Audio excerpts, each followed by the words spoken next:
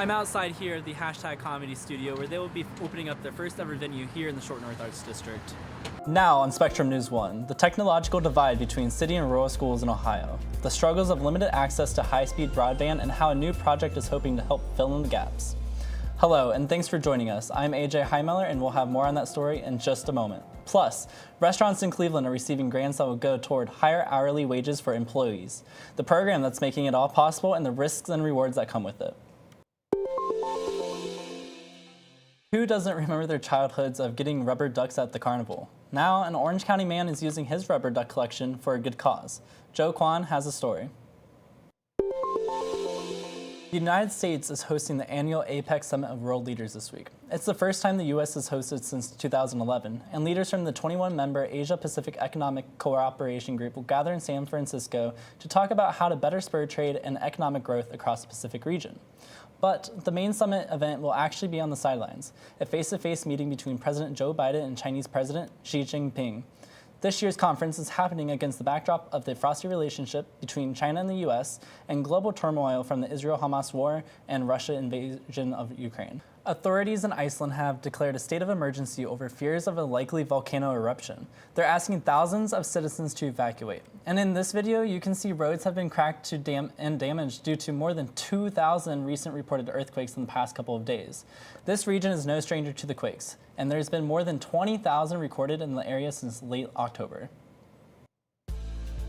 Coming up on Spectrum News 1, how one Cleveland small business is using a grant to increase hourly pay for their employees, and the risks and rewards that come along with it. Stay with us.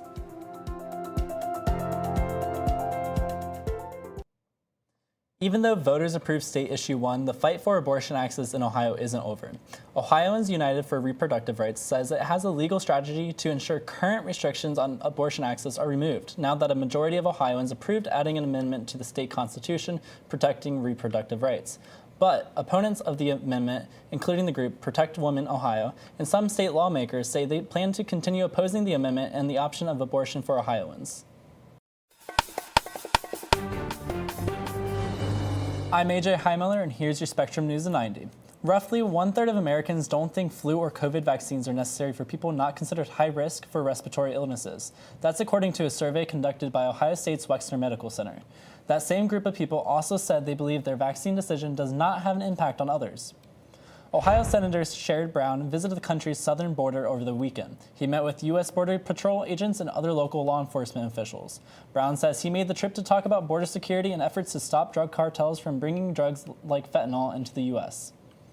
Ohio officials and authorities are reminding drivers about the usual uptick in deer-related crashes this time of year.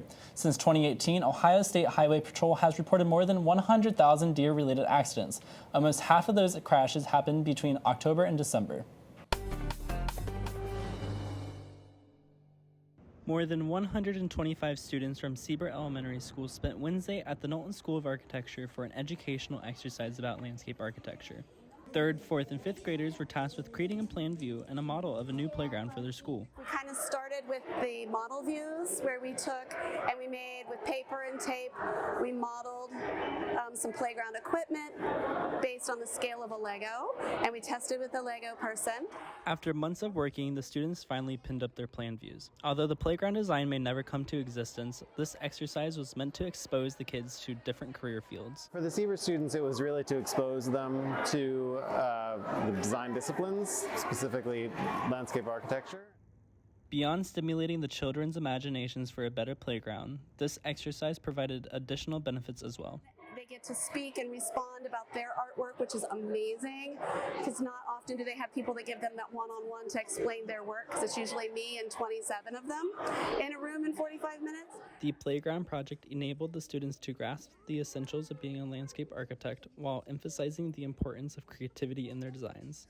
I learned that you have to do a lot of math, you have to design, and you have to draw. As the day came to an end, the kids of Siebert Elementary embraced the roles of landscape architects, setting the stage for them to become the next generation of creative problem solvers, and their efforts in transforming their own playground has made teachers, families, and themselves proud.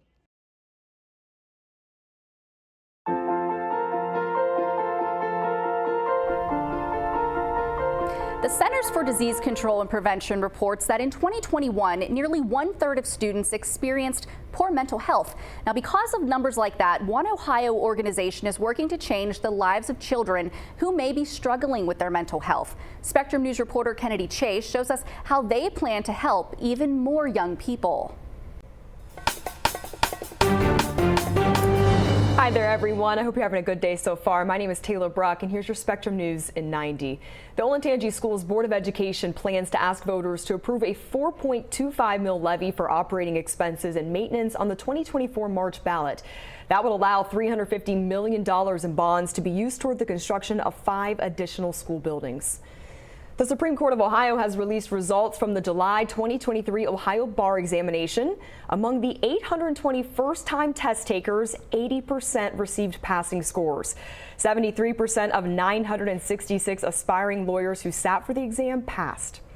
And Best Buy is recalling nearly 1 million Insignia electric pressure cookers due to burn risks. 17 users report suffering burn injuries, some of which are second degree and very severe.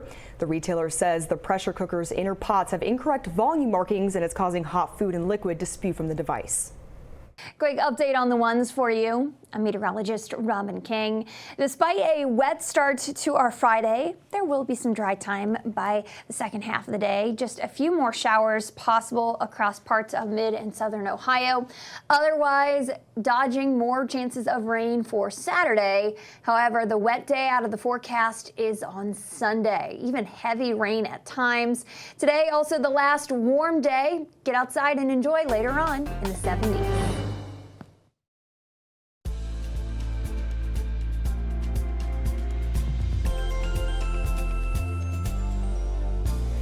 Now on Spectrum News 1, an intense manhunt underway after the mass shooting in Maine Wednesday. Hello and thanks so much for joining us. I'm Taylor Bruck. Authorities focusing part of their search on the waters of the Androscoggin River and say the investigation will take days to complete. We're going to speak with local neighbors who share their reactions to the unfolding events. Plus, we are learning more about the Ohio Republican candidates for the 2024 U.S. Senate election. They're addressing the key concerns and needs of Ohioans and outlining their top priorities should they be elected to represent Ohio in Washington. Those stories and a check of your weather forecast is just ahead. Your afternoon on Spectrum News 1 starts right now.